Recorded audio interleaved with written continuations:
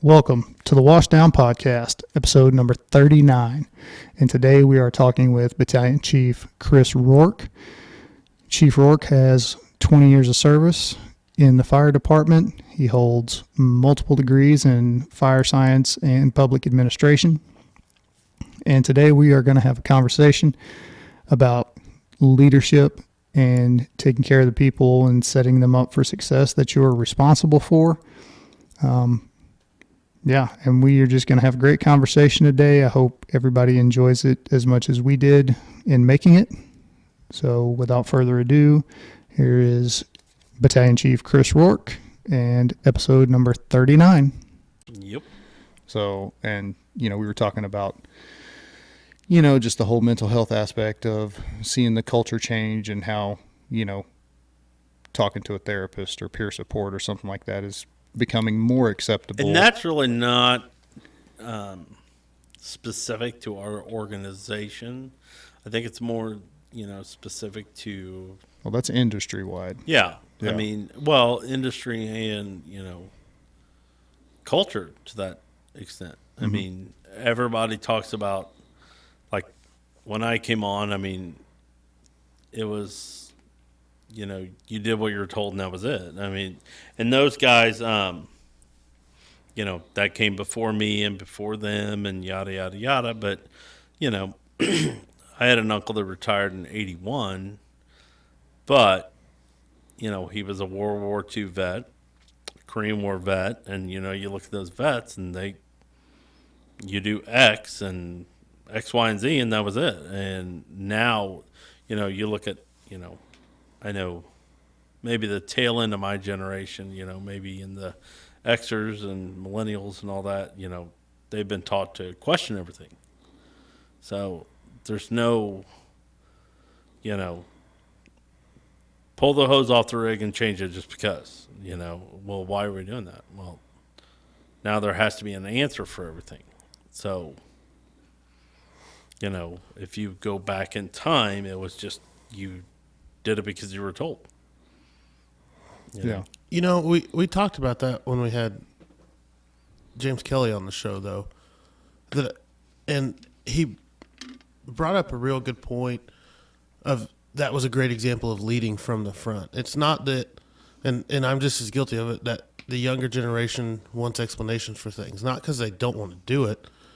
They just want to understand why it's done that way or why we're doing, the purpose of it. They want a purpose in what they do. And that was something James talked about was, his leadership style is setting the example and doing it and explaining it while he's doing it. And it was something I really respected. Well, and that's great. On the flip side, though, if I tell you to do X, Y, and Z, I may not have the time to explain to you why I'm telling you to do that. I have no problem explaining it to you down the road, but as a BC, this is what I've seen, this is what I want done, and do it. Again, down the road, I may explain to you, okay, this is, why I want it done, what I want it done. And we talked about too, and that's why we talked about thicker skin, because we also recognize the fact that, like, in the heat of the moment, sometimes there isn't time for explanations. It needs done and it needs done now, and safety and lives depend on it. But then there's that fine line between barking an order and then also teaching and educating after the fact, like you said you do. And it's kind of, you look at, that's probably a bad example, the movie Pulp Fiction, when Harvey Keitel comes in. And he says something like, if I'm up front, if I'm curt, it's because time's of an essence, and sometimes time is of an essence. So, we just have to do things, get them done, and we'll go from there. Yeah. I think that's something that the younger generation, and even from my generation, need to understand, is that you don't always get an explanation right now. No. And it's different whenever you're having a conversation around the table. You have time to sit there and talk about it and explain it. But whenever you show up to a car wreck or a fire and you got people hanging out and buildings. You got to throw ladders. Yeah. You got to stretch a line. Things have to be done right now. Yep. And you don't have time to go, hey, buddy, I'd really like it if you would take that ladder over there. Yep. No. Hey, I need that ladder right now. Totally agree. So, Chris, thanks for coming to the show. Oh, no problem. We Jeremy. appreciate it. No problem. So, we like to start from the beginning. So, what made you, or what led you to be in the fire service? Give us a little background. I could have told you when I was 5 I wanted to be a fireman. I had uncles, cousins, on the job. It was just, I grew up in Northeast. In Northeast, every other block, a fireman lived. You'd go to church, see firemen there. My basketball coaches, my baseball coaches. It was just, I couldn't think of a job or a career that enticed me like being a fireman. And there were 1,000 different reasons. That get up in the middle of the night and they'd go work and, essentially to a certain extent they were heroes. But they also only worked 8 days a month. I was like, holy moly. My old man was a steel worker at Armco Steel, and, Monday through Sunday and Sunday through Monday and so on and so forth. He was working for a paycheck. And I never saw my dad on Christmas, Thanksgiving, Easter, 4th of July. There was a day he could work, he worked. Then, looking at the old timers that I saw as a kid, it was like, it was just nothing enticed me or impressed me as much as firemen were. I was like, holy moly, you can go to the store on duty, and yeah, you're you may sleep all night, you may not. I had an uncle that retired in 81. He's still alive today, but he'd tell you straight out, he's like, I came on the job because I knew what they worked and what they did, and yeah, it was more of a blue collar job back then, but he's like, I knew I could always work a second job. He's like, so I moved furniture for 25 years, and I was on the fire department for 25 years, and as I got into high school, and it's funny that you asked that question. And I was just talking to a friend of mine on my way over here, Just stupid flies driving me crazy. I graduated high school with a 2.5 grade point average on a 7-point scale. I was like, holy moly. I was like, did I really graduate? And because I knew, all I had to do was graduate. All I had to do was get a diploma. I can be a fireman. That was it. And, eventually got on and, hung out, had 10, 11, 12 great years as a firefighter in busy companies. And then, the higher education thing kicked in and my body kicked out. So it's amazing how that happens. So, and, I am where I am now. And,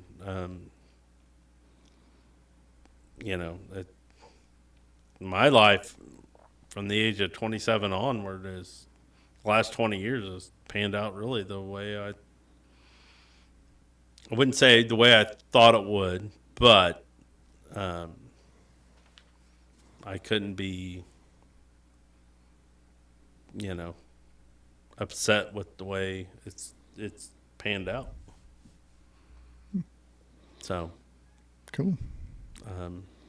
So you kind of alluded to the fact about promotions and things like that. So you're a battalion chief, which means you're in charge of a whole district. A district. I have 45 people assigned to me, 36 on duty, 5 different stations, 5 engines or pumpers, 1 truck, 4 ambulances. And, again, it's my standpoint as far as a battalion chief and even as captain, I mean, you can put a $1 billion fire truck, ambulance, truck company, whatever. You could put a $1 billion piece of apparatus in that bay. It's only as good as the people that are on it. I think, if I were to say I'm successful in anything, it's more of the people come first, and unfortunately, to a certain extent, that really, at times, for me personally, my wife and my kids, I mean, my guys come first. My guys and women, men and women. I mean, if one of them needs day off or they need this, that, or they need someone to talk to, I mean, that at times is paramount to whatever I'm doing. I mean, that's the road I've decided to go down, and I think for those, I'm not going to say it's right or wrong, but for those leaders that don't see it that way, then I kind of feel sorry for them. I mean, because if we talk about the fire service as a brotherhood, a family, et cetera, and if you can't stop and take time out for them, then what is that telling them? Yeah, well, they end up losing trust in their leadership. Yep, and they, it's no different than if my kids were to call me right now and say I need X, Y, and Z. Well, I'd stop this interview and be like, all right, what do you need? What do you? Fortunately, hopefully that won't happen. But I look at it the same way. We've grown so much, with technology and things like that, that it would be kind of, I wouldn't say depressing or upsetting if I couldn't stop what I was doing to say, somebody needs tomorrow off for whatever reason. Now, if you choose to lead that way, you choose to lead that way. That's fine. I have a big thing about attention to detail. So I know going into, when I haven't been off, I look at my lineup and I know when I leave on Tuesday, I know how many people I have off, how many people can be off. And that's just something I put in my head. So if a company officer which I deal with company officers now. So if one of my company officers said, hey, X, Y, and Z needs a vacation day, I know if there's one available or if there's not one available, and I can immediately give a response and say yes or no. I mean, and I think that to me, that's kind of big. I mean, personally, I know our organization and other organizations, allow sick time or PTO, whatever they call it. I don't take sick leave. I haven't since June the 9th of 2006. So I'm going on a little over 16 years now. Or 15 years. So I was, I knew coming into this profession, there'd be things I'd miss.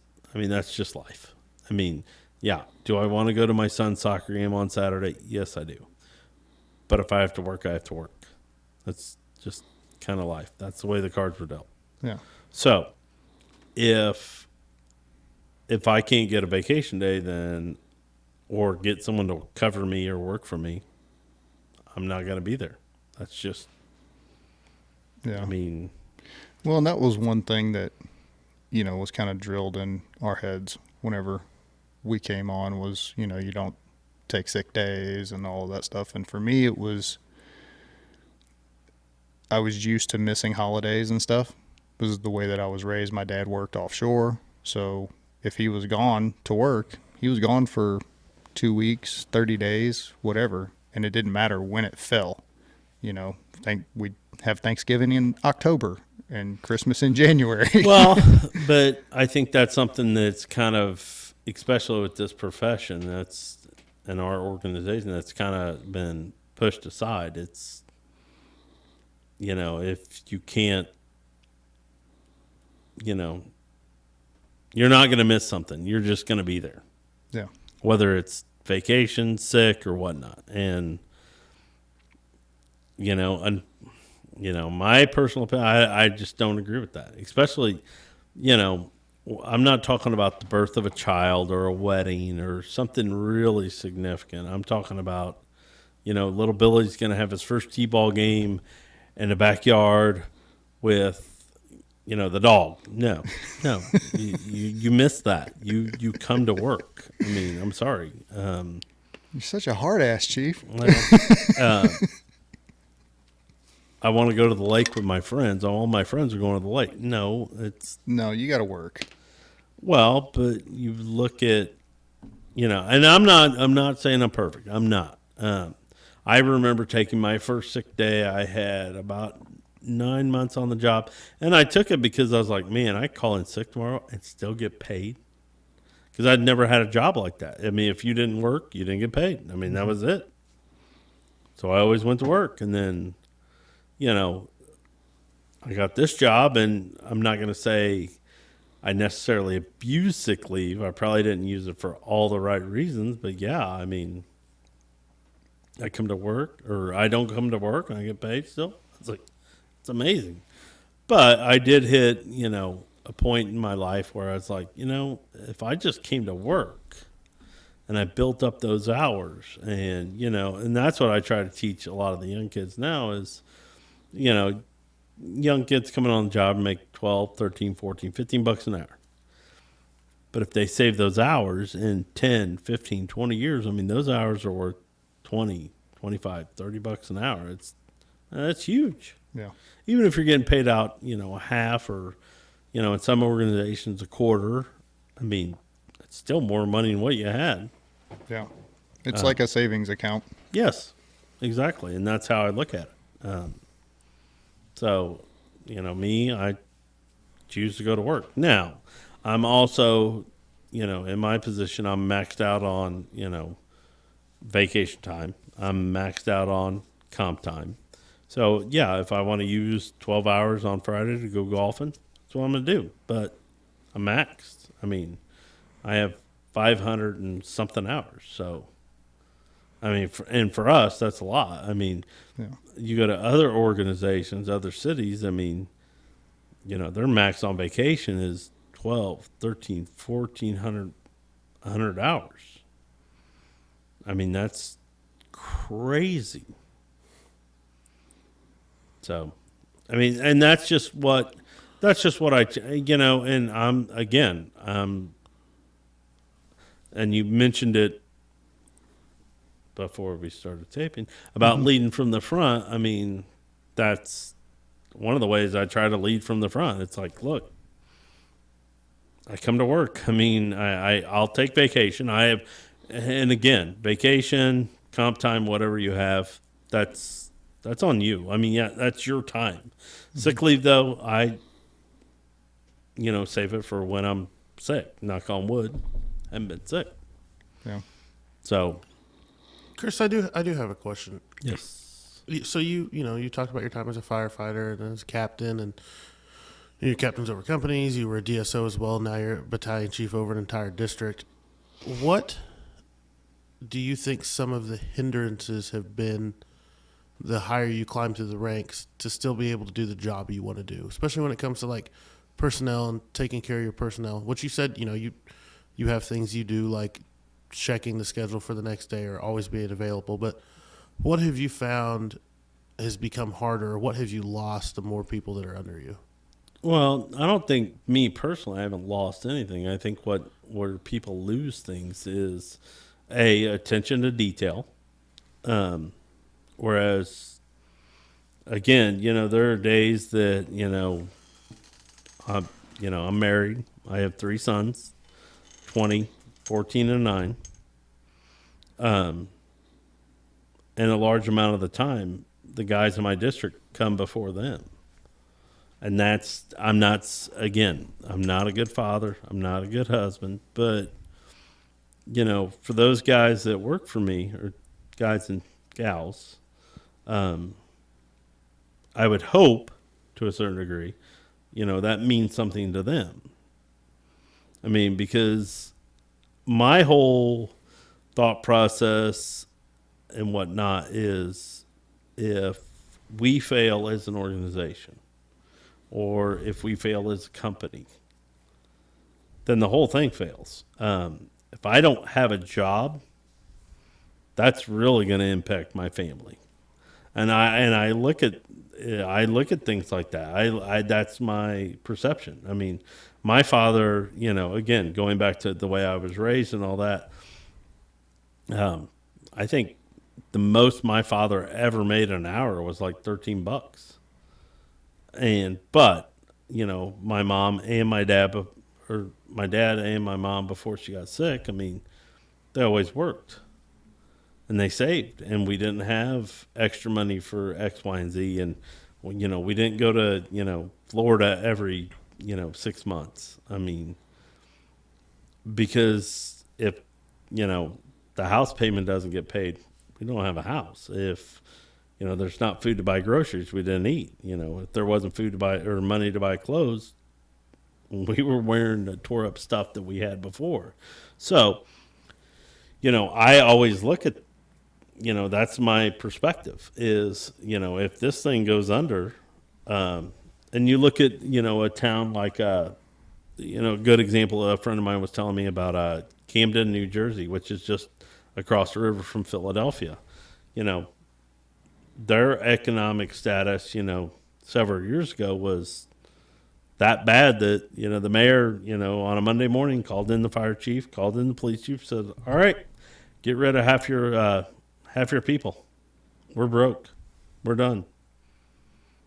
And, if we look at, our organization, or if other people look at their organization and say, what would happen if, they came in and lopped off 50, even 40, 30% of the payroll?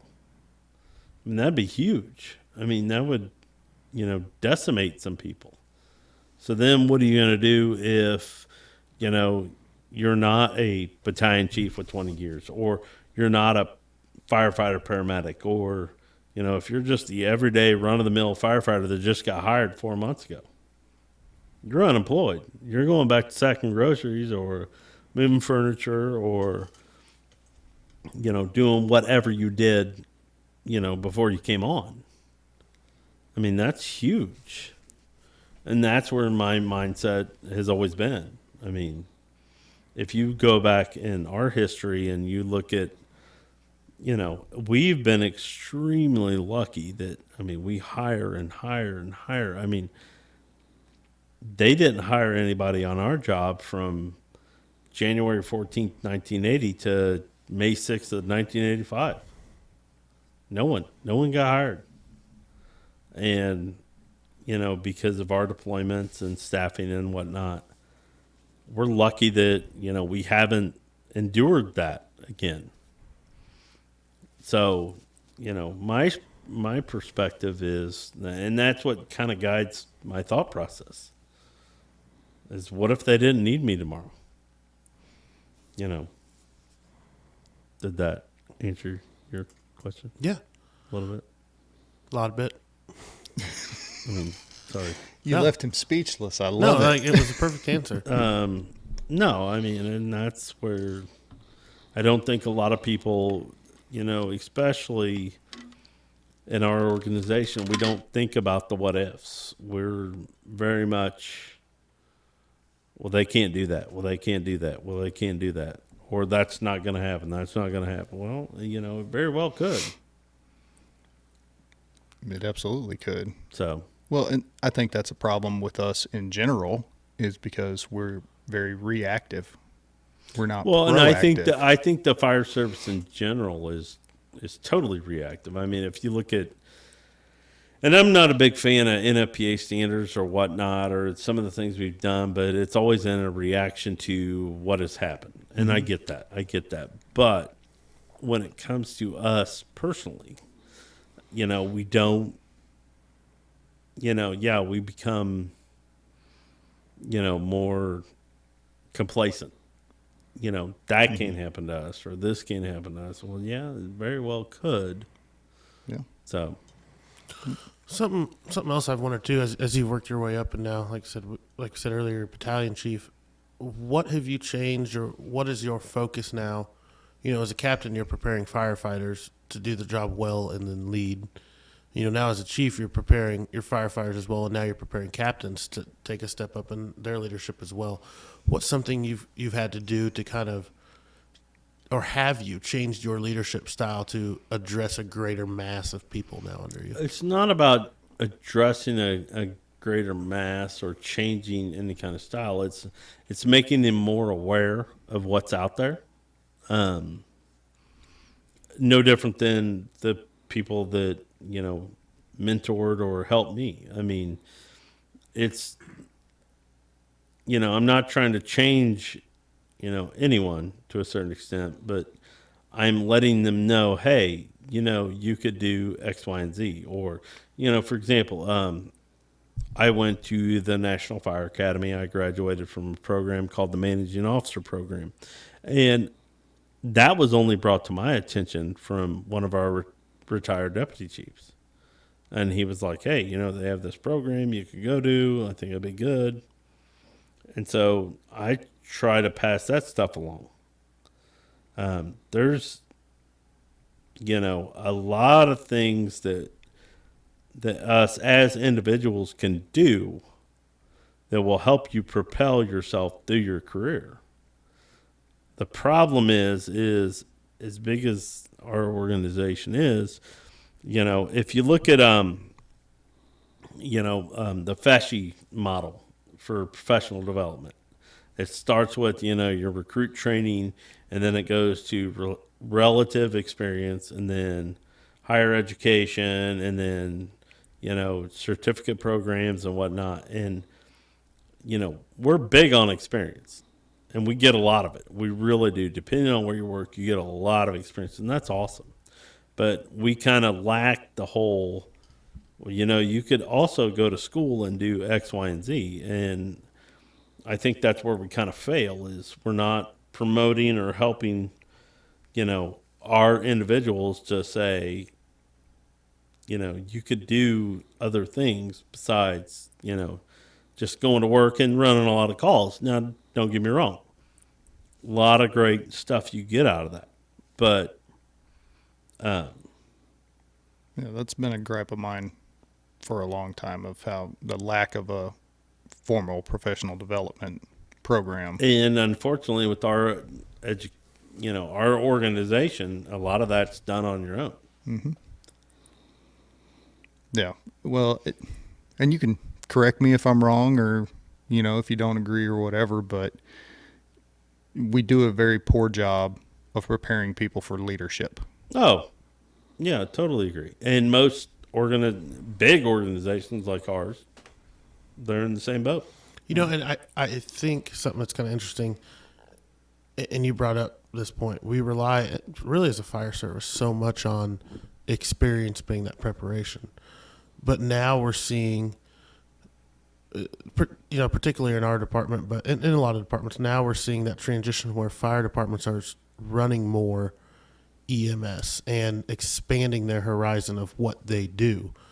And when you're allowing previous experience to dictate leadership, and you don't have that experience with that, it does create kind of a parallel that sometimes can cause frustration or a lack of trust in leadership, or just incapable leadership.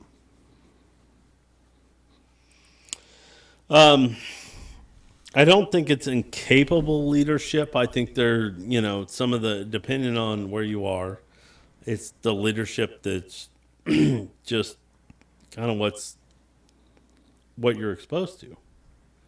Like our organization, we're very, dependent on that experience component, whereas another organization that, is slower, doesn't run the calls that we run, they're probably more dependent on the educational, component. I think the perfect blend is both. And that's where I think where we kind of fail is we have the experience component for those that want to experience it, but the educational component is really on your own. I mean, and that's just that gets down to who you are as a person. I agree with you, but like if you think about too, if say we talk about, we go to like an ER setting in a hospital, and it's a busy ER, and for the longest time, they've never done this procedure, and all of a sudden they're doing this procedure, and the management has never done that procedure, but they're over those that are doing it and attempting to manage them. It's creating, specifically in our department, I know it's that constant saying, well, they've never done this and they're expecting us to do it. And one thing that I think the younger people on the job and in the service in general are really noticing when those white shirts per se hop on do the dirty jobs along with the people that they're asking them to do, which goes back to your point of leading from the front. It's easy to stand back behind and say, hey, I need you to do this. This is what we're doing today. Versus, I need you to do this with me. This is what we are doing today. And I think that speaks volumes. There's a class out there. A lot of people have had it nationwide. I mean, the name of the class is Nozzle Forward, and it's taught by a man by the name of Aaron Fields out of the Seattle Fire Department. And it's a great class. I mean, it really is. Hose line deployment, all that stuff. I mean, it's great. And it's the way he, his approach to fire tactics, hang line deployment, things like that. But, the best thing he says in that class is, there's only one shortcut in this profession, and that's work. And so many people in this organization and other organizations, they think once they get through recruit training and the CPAT and whatnot, they're done. And it doesn't end there. That's just the start. Yeah. I look back at my career and my life really, and I became an EMT when I was 18. If I could do it all over again, I would have went to medic school at 19, and from there on, progressed through it. But nope, I had it in his head. I'm going to be a firefighter. That's it. And our industry is so contrary to that. I mean, do we still have fires? Yes. Do we still have high intensity fires and whatnot, depending on the organization you serve? Yes. But 85% of what we do is EMS. If you're not going to medical school, then, and that's where I am, I kind of differ with a lot of people, because I will talk to young people that, they want to be firefighters or whatnot. And, and even some of my superiors or peers, and they're like, can you help somebody get blah, blah, blah? And it's like, well, if they're not really willing to go to medical school, then what good are they doing us? I mean, I was fortunate. I was lucky that when I got on, it was just, on the latter side or the tail end side of just being a firefighter. Those days are over. We are a multi-service organization, and really that multi-service organization really falls to the EMS side. So if you're not willing to go to medical school, then what good do I have for you? Well, and being a paramedic is not just helping the organization, it's helping yourself. Oh, totally. 100%. If you run 100 calls, one maybe a house fire, 5 maybe automatic alarms, 5 or 6 maybe wrecks, and the majority of them the rest are probably going to be your EMS. of those that are EMS, in our system at least, only half of them probably get a fire truck on them. So that medic already is developing scene management skills and critical thinking skills and very necessary skills to further themselves in this fire department. Well, and that's where, I try to shift, my thinking or what I'm telling other people is, EMS is, if you, and I compartmentalize this maybe a little too much, but I look at the people that came before me and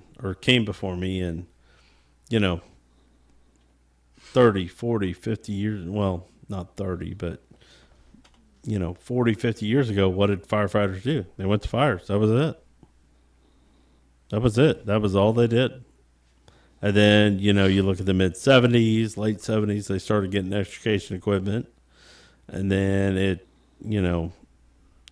expanded after that. I mean, whereas like in our generation, or at least mine, EMS was a bigger thing, and now it's a huge thing. And if you're not looking at your career at a young age, if you are coming on now, that I'm going to be a firefighter EMT or a firefighter EMT paramedic, then you're looking at it wrong.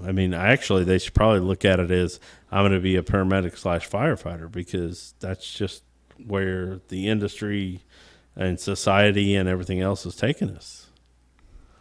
And, I feel bad for those young people that are trying to get into this profession now, that have talked to their grandparents or, older uncles or older parents that, when they came on, they just fought fire. That's what they did. Those days are pretty much gone. Especially in our area of the country. Yeah. So if you're not willing to become a EMT, paramedic, then, good luck. There's still places that'll hire you, but is that really where you want to be? And is that really what you want to, the kind of service you want to bring to your community?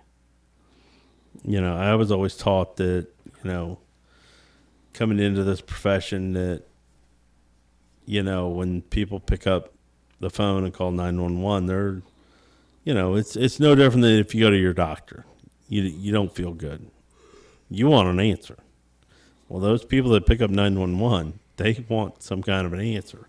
And a lot of times, we can't give the answer because there is a plethora of reasons we get called on 911. But on the flip side, we got to give them some kind of hope, chance, opinion, something. Yeah.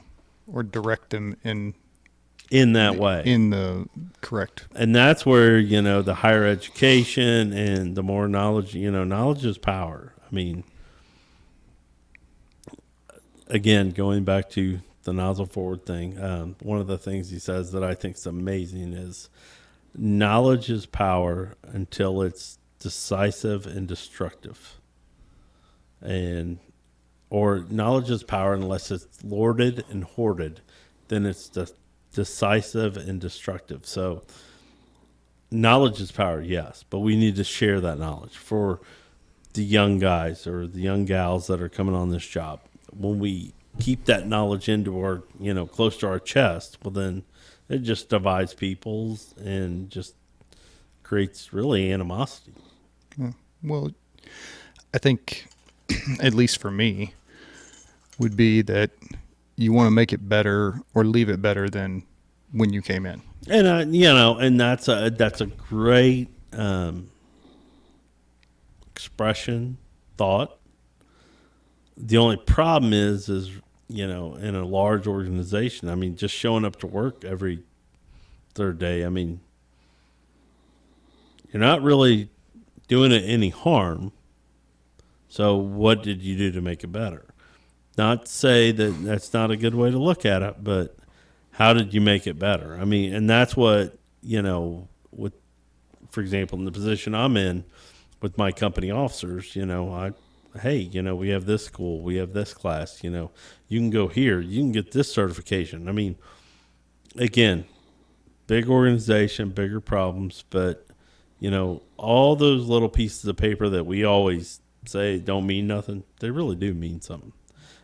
Maybe not for us, but depending on where you go, I mean, it's huge. I mean, Yeah.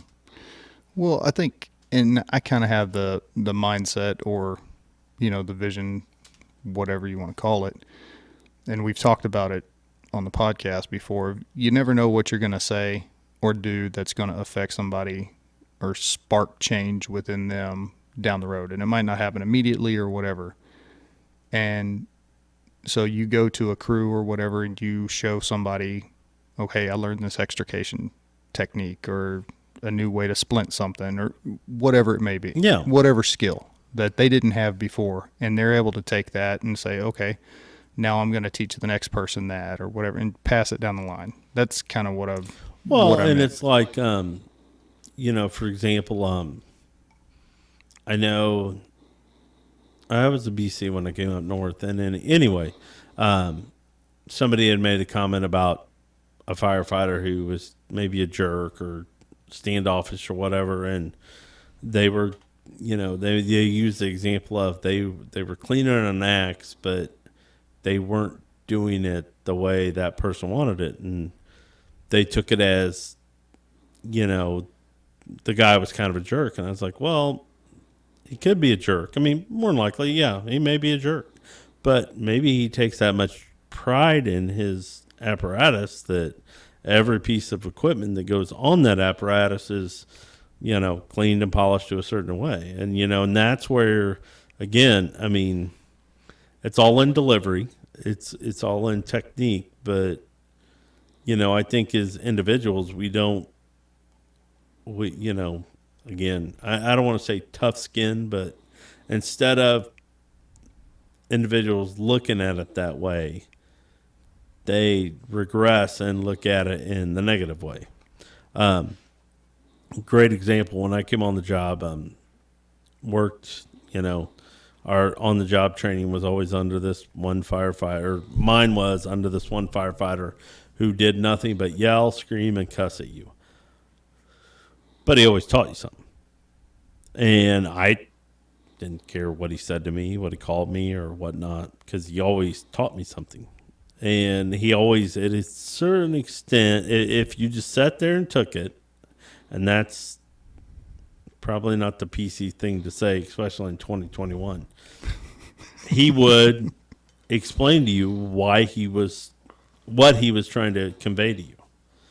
And it was amazing. I mean, it was awesome.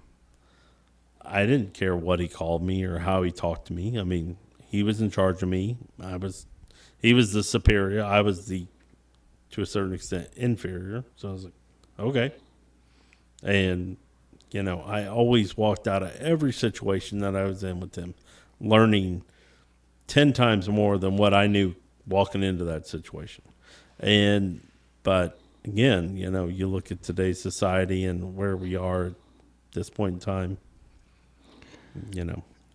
And I attribute a little bit of that, and I could be wrong, but just my perspective is people that have played sports, especially from an older generation, and I kind of consider myself to be that, where you had the coach who yelled at you and all that stuff. I'm not going to say made you more resilient. I would totally agree. I mean, because you're used to that style, especially in this this industry. Yeah, you have to have that competitive spirit inside of you.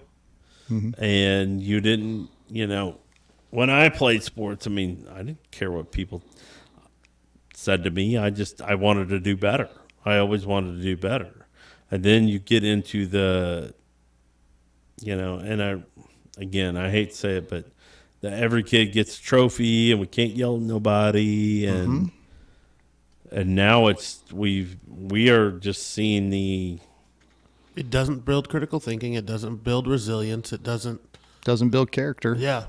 We're seeing the outcome of all of that. That's what I think we're seeing. Is because now it's more of, anybody can be a firefighter. And I'm not saying, everybody can be a firefighter. I'm just saying that I think, it's still not an easy job. It's still not, we're going to see a lot of bad things on a day-to-day basis. And you take that mentality of every kid gets a trophy, no matter how good they were, how good they weren't, that impacts us down the road. I personally, I feel like it does the individual person a disservice. In a job like this, if we don't vet them better, like this isn't a job this isn't a participation trophy job, and we do people a disservice by giving them the false idea that it is, and they come on and see things that could potentially ruin them. So I kind of want to talk about something, and we're kind of heading in that direction anyway, but you mentioned you're going to run that bad call, or you're going to see stuff that the normal population is not going to see. Yeah. So as a battalion chief, someone who is, has however many people that you're responsible for, how do you handle that as in the leadership role whenever one of your crews runs that bad call? Well, I think the first thing you have to do is, to a certain extent, put yourself in their shoes, and you have to check up on them. It's not a phone call, it's not a text. It's kind of, for me personally, going to the station, getting in their face. Hey, you guys ran X, Y, and Z. That sucked. How we doing? I mean, and if you're doing okay, you're doing okay. And I think a lot of our members still are more, they're not willing to come out and say, yeah, that sucked, I don't want to be here. But you have to make that effort. I know in my time, in the year and a half I've been to BC, I've checked, we had a crew that had a couple, and it was kind of like weird not back to back, but like maybe a couple shifts in a row where they had an infant CPR call, and it's like, man, that's just got to blow. I mean, that blows for anyone. Yeah, it's just one of them. Yeah. And you whether the members have children or not, you get out of your office, you get out of your car, and you go check up on them. Hey, and you admit to them what not only what you heard over the radio if you weren't there, but hey, that stunk. How you guys doing? Vent, yell, whatever. If it's I've had that incident, and then another tragic fire call where it's like, and that was my afternoon, was going around and making laps to different companies, to different places, and saying, okay, that sucked. What? I mean, talk to me. Because, the bad thing is, and I think, again, this is where we fail in this industry is, we're going to show up and good things happen, or bad things happen to good people every day. Unfortunately, we're just going to see the brunt of that. And we still have to process it, though. I mean, we still have to, go through that. And, in this day and age, I mean, with some of our individuals, yeah, we have to be more adamant of, how are you doing? How, that stunk. I mean, what can I do for you? What do you need? And, if it gets to the point where it's badgering, well, then that's where it is. I mean, it's not, I read a book. It's called the Last Man Out. It was about Rescue 2 and FDNY. And there was a part of the book that Rescue 2 had a real famous captain who ended up becoming a chief. He actually was the special ops chiefs for FDNY, and he ended up passing away on 9/11 due to the collapses and whatnot. But his name was Ray Downey. I mean, he had been, in FDNY, and I hate to compare other places to that, but Yeah. they had what they call the war years. And, I mean, they were running 4, 5, 6 fires a shift. I mean, it was just war. And they had a fire, and I think they lost 2 or 3 kids. And, I mean, this man was, I believe, a Korean War vet or a World War II vet, but Marine, I mean, just hard as nails. And the guy writing the book, was telling, a third-person story, and he called a friend of his to meet at a bar. They're going to have a drink and talk about it, and this guy just lost it. And the guy telling the story could not believe it, could not believe that this man, Ray Downey, started crying. And it was just like, we all have our breaking points. And, I think they're earlier now than they were before, just because life experiences and whatnot. But, as an officer, I mean, you have to be looking out for, your people. And whether it's, if you think your people are doing okay, I always felt the best thing to do is get, after it's done, you get your hose changed, your gear changed and all that. Do something company oriented, or do something battalion oriented, or, get people involved. If it's just sitting around the kitchen table talking, okay, that's it.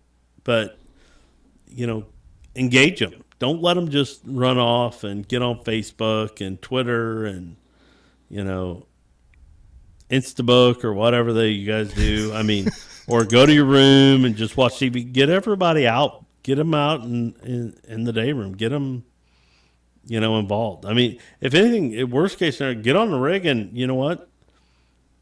If you're the company officer, I mean, go buy them dinner. Go eat pizza. You know what? Forget about cooking tonight. You know what? That food will keep for a couple days. We'll just go, we'll go do whatever. And I think that I'm not going to say it lessens what you've went through, but it redirects you. And for me, that's always been huge. I mean, It might help jumpstart the healing process. well, I mean, and it's just on how you, you don't know how people are going to address things. So, it may, for that one person, send them down a bad road. So if it lessens what they're thinking about or what they're experiencing, then to me, that's kind of a win. I mean, because we all, deal with stuff differently. Unfortunately, my personal thing, I was 16 when my mother died. I was 29 when my father died. So loss is kind of there. But, you take someone who's younger, who may be 23, 24 on the, a couple years on the job, and, they really haven't lost much, then they may not know how to deal with, what they're experiencing. If you go back, 40, 50 years, the people coming into the fire service then, I mean, they were all pretty much military vets. They've been gone for 4 years. So they left high school and had to grow up. Because, this is an industry that, again, it was blue collar. It was for those guys and gals that weren't, going to college, weren't, going to the stock market or whatnot. They did their 4 years. They came home. They needed a job. Fire service was hiring. Okay, I'll be a firefighter.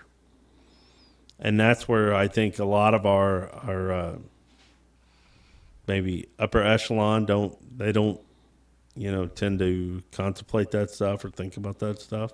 So, Chris, I am curious on something, and this answer doesn't necessarily have to be like our department specific, but even for those, I want you to answer this for the future leaders. How do you find that fine line between being a chief, doing the operational duties as a chief, sometimes discipline as a chief, but then also removing that hat to be a mentor or an ear to listen to, or just somebody extra at the table when somebody does need to vent, and then also putting that hat back on when necessary? How do you balance that? Well, you balance it because you think about, for me personally, you think about, you have to put yourself in their shoes. Where were you at 3 years on the job, 4 years on the job, 8 years on the job?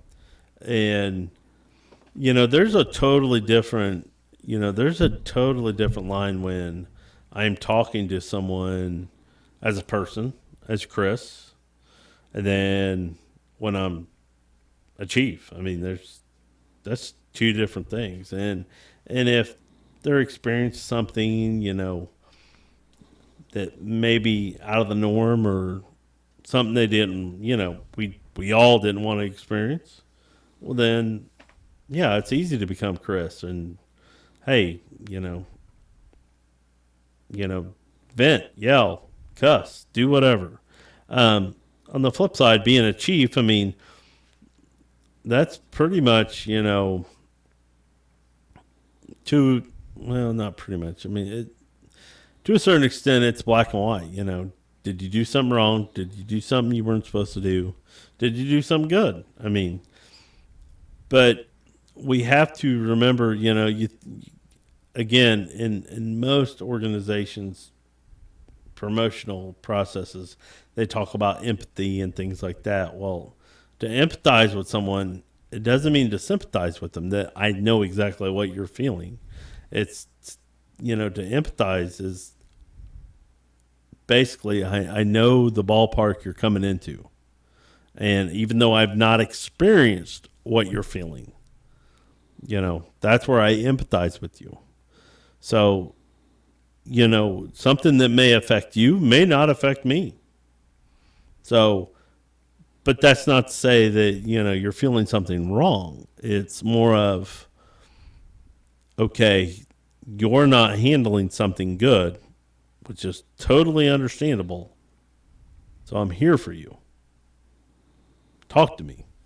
And you know what? You may not talk tomorrow. And that's where, to me, the big thing is following up. You know what? Today, you may not want to talk about it. Tomorrow, you may not want to talk about it. The next day, you may not want to talk about it. But maybe in a week, you'll want to talk about it. Again, as firefighters, I mean, the bad thing is I don't think we, and I think this is nationwide, maybe worldwide, we don't really handle a lot of those situations well. I mean, we all, for the most part, choose probably the wrong way to handle those situations. And then, for me as a leader, I'll try to talk you through that. But probably the most important thing I can do is give you a ride home. And then here in 2, 3, 4, 5 days, when you're really ready to talk about it, I'm there. And it may just be, I'm going to scream, yell, cuss. Why'd this happen? I may not have an answer.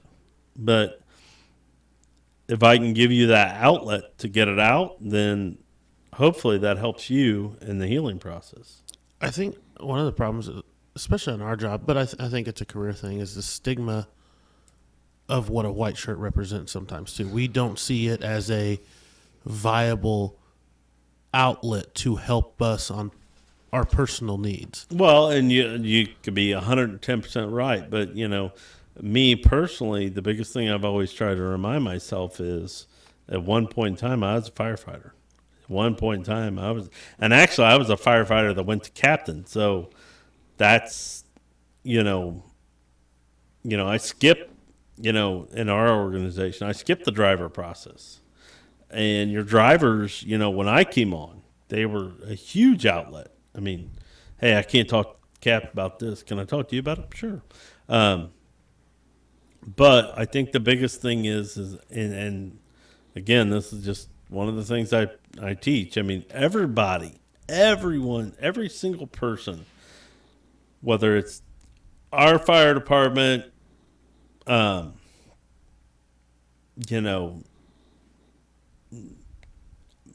I have friends across this country that are firefighters. And the biggest thing that they teach us that we all, I mean, it's there every day, is some people teach you what to do.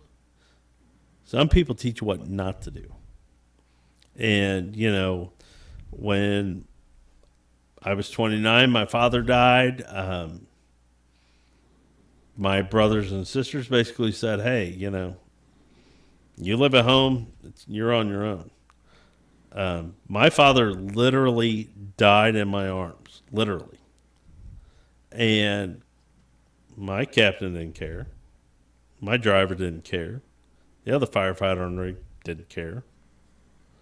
And, that was one of those things that, I kind of told myself that, hey, if I'm ever in that position, I'm not going to impose, but I'm going to do everything I can for that person. You know what? And even if it's something, I don't want to say, self-destructive, is I'm going to take them a beer. Or I'm going to go have a beer with them. I'm going to be there for them. Now, hopefully I'm the voice of reason that says, hey, I know this is what you want, but this probably isn't the way you should be dealing with it, but I'm here for you. And that was something that, honestly wasn't offered to me. It was, you're on your own, kid. Good luck. And to me, that's where, you get into, especially as you progress up the ranks, is, did they teach you something to do or what not to do? That's something you got to look in the mirror. If you've struggled with, substance abuse or alcohol problems or whatever, yeah, you may, hey, this is not for me. That's when you can, you open another door. Hey, this is not for me, and I'll tell you why. Because I went down this road, X, Y, and Z, and guess what? It did not work. But, you may be dealing with someone that, doesn't use that avenue a lot. And, I hate to say it. Again, probably not the right choice, but maybe they just needed to get over that hump. Well, I think the biggest part of it is just being there. Oh, it's huge. It's huge. Regardless of all the other stuff. Just just showing up is... Well, but where I'm going at is, and we have this industry has a hard problem with if somebody has some kind of issue with, drugs, alcohol, whatnot. We just, we push it aside. They got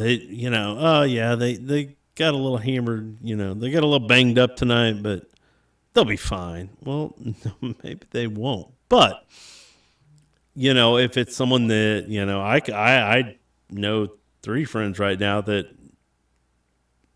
I'm very rare.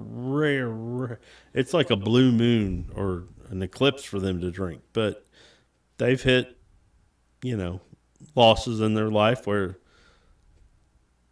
they got bombed. And it's like, you want to be cautious. You want to be, caring. But, in my experience, I knew that once they got out of it, they were done. It was not an issue. Now, we all know people in our lives that, that's the first thing they do is turn to it. And it's like, well, this probably isn't the answer. Yeah. Maybe we should redirect. Yeah. Use a different coping skill. Exactly. And, it works for some. It doesn't work for others. And honestly, probably doesn't work for more of us than what we think it does. But again, that's Well, I think one of those things is, seeing what's going on with it. Okay, we're going to sit down and have a beer, but we're going to talk. and then where does that beer go to? Yeah. Does that beer lead to 47 beers, or does that beer lead to a talk, and then that's it? I mean, and that's again, I think industry-wide we probably don't handle that good. No, I think it's no different in military and police culture either. No. Where alcohol is synonymous, with... That's how we get over things. Yeah. Oh, you're having a rough time? Let's go to the bar. Yep. So what? And that's... It could be a placeholder, get you through for a little while. But if you're not dealing with that stuff, it's just like, if you're a fighter or whatever, TBI. You get hit in the head enough, all of those blows, it accumulates damage. Yep. So all the trauma and stuff that you see, if you're not taking it back out and dealing with it, eventually it's going to come out. Oh, yeah. So we all talk about, compartmentalization and all of this stuff.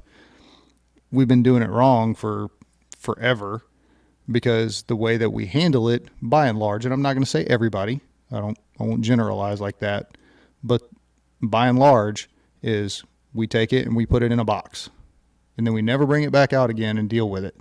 No, until the box overloads, Yeah. And then the box explodes. Yeah. And everybody thinks it's this ironclad box. It's not. It's a cardboard box, and it's about this freaking big. Yep. I would agree. So. All right. I got on my soapbox Why are there you for a guys looking second. at me? Looking at me like I have the answers to everything. Because you're the voice in the sky that nobody ever sees. / IT technical support. Yep.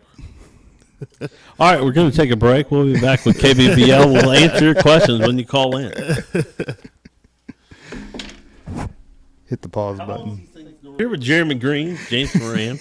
And we've talked about a lot of colors. We've covered a lot of ground. Join us next week when we have yeah.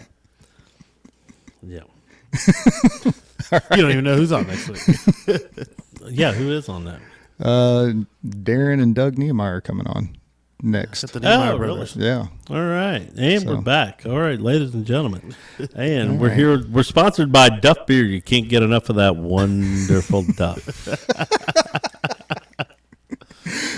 All right. Now, the biggest thing, if I could pass along to anybody, especially for those who are getting ready to get promoted, and this is probably where I fail to a certain extent, is when I come to work, when I walk in that door, 98.9% of the time, the guys on the job come before anything, and that's my kids and my wife.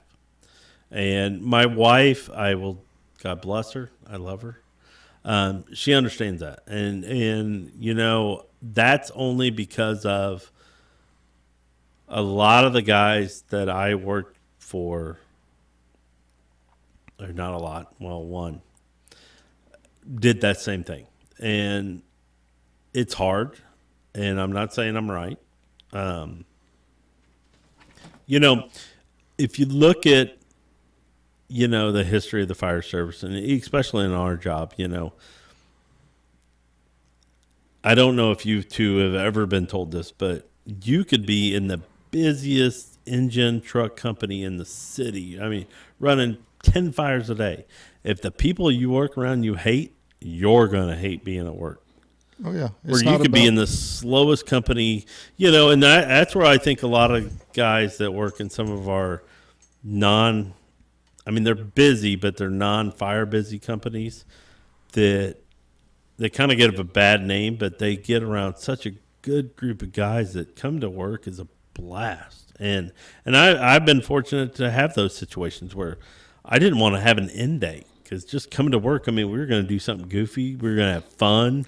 I mean, we could have ran 5 fires in a day. We could have ran 1 EMS call. Who cared? I mean, we were having a blast. That does sound like the perfect day. Well, 5 fires, 1 EMS call. But, you know, it gets down to the people you work with. I mean, and if you lose touch of that, I mean, that's, you know, that's when you really get, you know, I think hurting to a certain extent. And, you know, I knew when I was 5 what I wanted to do. I really did. And again, I think my success is attributed to my sense of detail. I can look at people, especially a lot of people that have time on me, and I can say, oh, they were hired on this day. They were hired on this day. They were hired on this day. Just because, I mean, all I ever want to do is be a firefighter. And the guys that work for me, I mean, I know when X, Y, and Z has been, you know, he spent, you know, 7 of the last days on an ambulance, or they've done this or they've done that. I was at a station a few weeks ago saying goodbye to one of a kid that worked for me for a couple weeks, and ambulance has been getting hammered. Come walking in, they get their food out of the fridge. I called dispatch, hey, yeah, medic, blah, blah, blah. They put him out of service admin. I'm here to talk to him.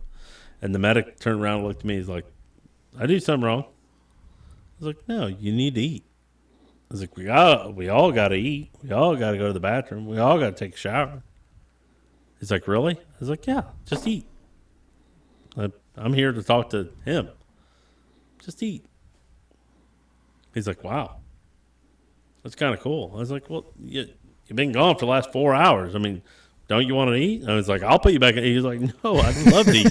I was like, but that's, I was like, but to me, that's, you know, the little victory. I mean, just showing someone that, yeah. And again, the flip side of the coin is, okay, if a code comes in across the street, run the code. Forget about your food. Yeah. But, you know, it's it's a huge thing though to show those guys, and I know for me personally, I appreciate the hell out of that because it shows that you give a shit about the people that you're responsible for. Again, and I said it earlier, the crew you were on in my district, I mean, you ran like 2 pediatric codes in like 2 shifts, and I was like, I had to go out. I was like, you guys doing okay? I mean, it sucks. I mean, yeah. And we show up to things and we know the outcome is not going to be good. And those are easy. That's where we get our, solace. You know, we get that relief of, okay, we did everything we could. There was no good outcome. Yeah. In our district, you know, we had a fire, triple fatality fire.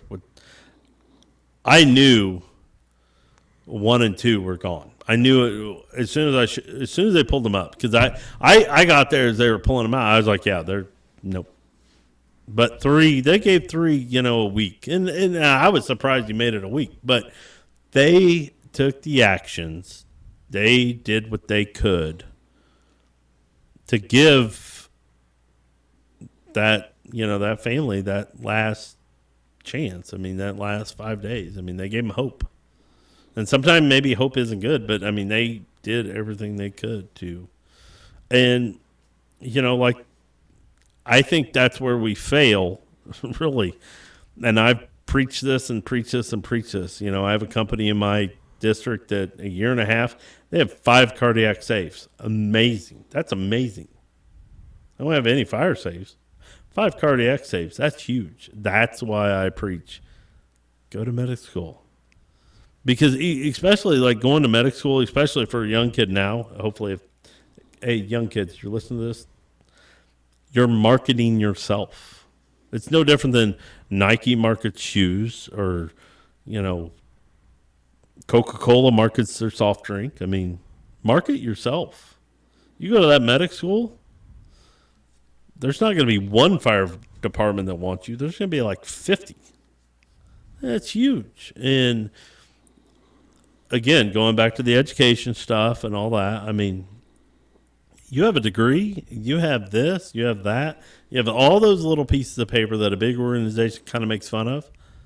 They speak volumes. I mean, they really do. And I wish I could be more entertaining, more insightful, but I mean, my career has really led me down to the I did X, Y, and Z. I got some experience. Why don't I do, A, B, and C, and see if it'll help me get promoted? And that's, where I've come to, and I appreciate the opportunity with you, with James. I mean, I'm teaching a high school firefighter 1 and 2 class right now. And I tell them straight out, this is not my fire department anymore. I'm done. This is for you guys. And, it's up to you to carry it on. And, you talk about, leaving it better than what you found it. Well, we've just progressed into that era of leaving it better than what you found it, really delves into a lot of the education and, the things that we talk about now that, like diversity and things like that. If you would take a simple public administration class, you're going to learn all about diversity right there. And everybody, I think that, hopefully is listening to something like this would know that, yeah, I want to see people that look like me showing up on a fire truck. If I live in a predominantly, lower, income area, I want to see the guy down the street. And that's what I grew up in. I grew up in, a lot of the firefighters I saw in the station in the neighborhood I worked or lived in, they lived down the street. They lived 2 blocks over, or that was that guy's dad, or that was that guy's uncle, or, and that's what I grew up in. And it was very much blue collar. It was very much, I always tell my kids, being a firefighter coming out of my neighborhood was like living in a very affluent part of the city and being a doctor. You go to certain parts of our city and, every other block there's a doctor or a surgeon or this or that, a lawyer. Whereas in my neighborhood, every other guy or every other block had a firefighter on it. Yeah. So, James, anything? I'm good. Thank you for coming on today, my friend. Appreciate it. James? We really appreciate you coming on. No. Thank you very, very much. No, it's awesome. Hopefully I'll be invited back. Probably not, but yeah, totally. He doesn't speak for everybody. So, no, yeah. Thanks for coming on. Yeah. I appreciate it immensely. And no, and I did it because of you, because of James. I do it for people that are not only looking to better themselves, but as firefighters, people I kind of I look up to, and It's a short joke. Really? Wow. I will say this. The thing is what I've tried to bring to my people are, I'm in a slower district. You guys know that, but I've not like James, in the busiest part of the city. I got a little bit of skin in the game, and that means a lot to, to me. That's what I try to bring people is I have some skin in the game. I've had my nights where I've been up and I've been up and I've been up, and I spent 10 years in a very busy part of the city where sleep was not an answer. Last thing I'd like to add, and this is why I love this class. And I love this nozzle forward class for a lot of reasons, but so the guy that teaches it is a firefighter. He's just a firefighter on an engine company in Seattle. And, you go to the class and you're like, all right, what do I expect? And he's just, you're like, really? You look at him and you're like, what kind of white trash? He's scruffy. He has flip-flops on. And the first thing he'll tell you is like, I'm a firefighter. That's it. That's all I'm is a firefighter. He's like, matter of fact, and I've taken it 3 times. And the last time I took it, he was like, I was at a fire 2 weeks ago. I'm rolling hose, right? Chief comes up to me. He's like, hey, I don't like the way you're rolling that hose. He goes like, I looked at my chief and I was like, hey, I don't like how you run your fires, but you don't see me getting into your stuff, so why don't you stay out of mine? And I was like, holy moly. He goes, and then, and everybody just dies laughing, and he looks at everybody and goes, don't ever say that to a chief because it doesn't work out good. And I was like, that's pretty good, though. I mean, that was pretty good. That was a good comeback there. Yeah. And that's what, again, this job is about the people. It's about the people we work with. And, I think far too often we say we're a family, and that's what we're taught in drill school. We're a family. Do we really act like a family? I try to treat everybody like family, and I don't, I will say this, and again, a lot of it, we have such a stigma of, if I say I did this for you or did this for him, or, well, why are you bragging on each other? Well, it's like, well, but what if I did do this for him and did do this? What's wrong with me just letting that be known? Like last week, I got a phone call and, I went up to drive an ambulance. And everybody's like, what?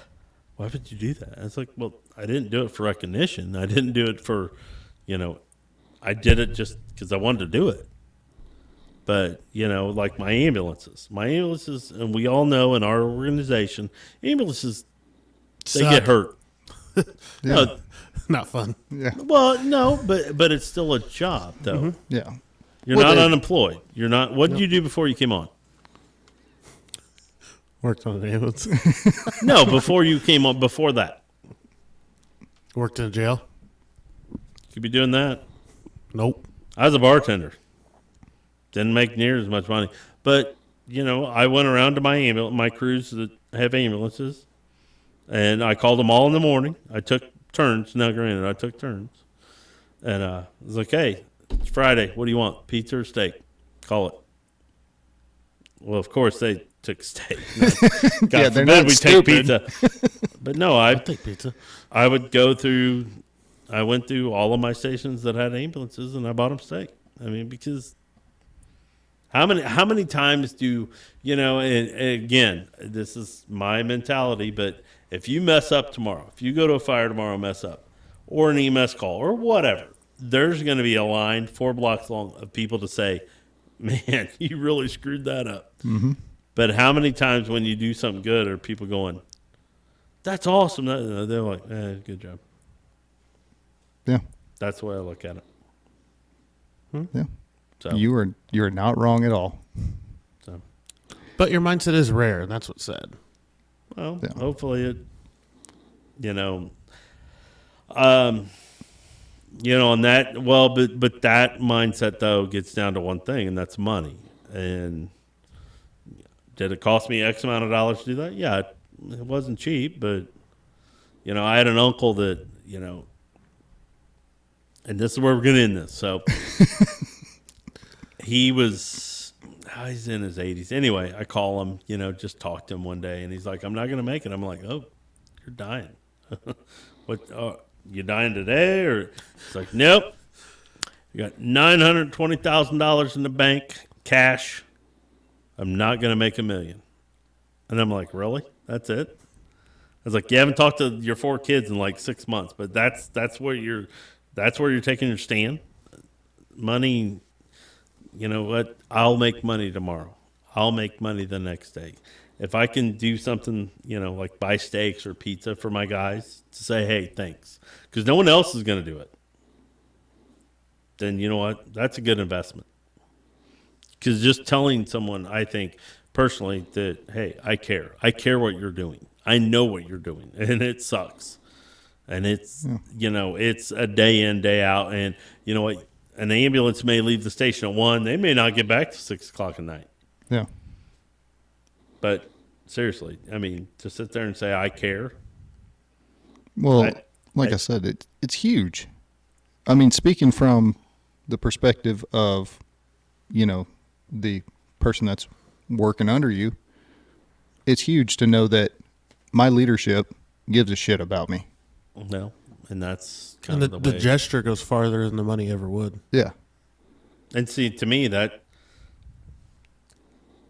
just I hopefully that motivates you to go out and say, you know what, today sucks, tomorrow may suck, but you know what, Chief did X, Y, and Z. At least he cares. And that's my biggest thing is I just want people to know I care, you know. And you know what? If I have to get on an ambulance and drive it, I've wrecked a whole bunch of stuff in my life. I can wreck an ambulance. You know what? Might edit that out. Knowing this though, I'm gonna call my battalion chief and ask for a steak because I know that motherfucker's swimming in money. Oh, Opie? Oh, he's drowned in it. Like, hey, asshole, You with that $15,000 bill you just did on that Jeep, can a brother get a steak? How about You ought to that? tell him that. All right. Chris, thank you very much for coming on. No problem. We Thank you, appreciate brother. it. James. And like we end every episode, if you are having a problem, there are resources out there. If you know somebody that's struggling, reach out, talk to them. Don't be afraid.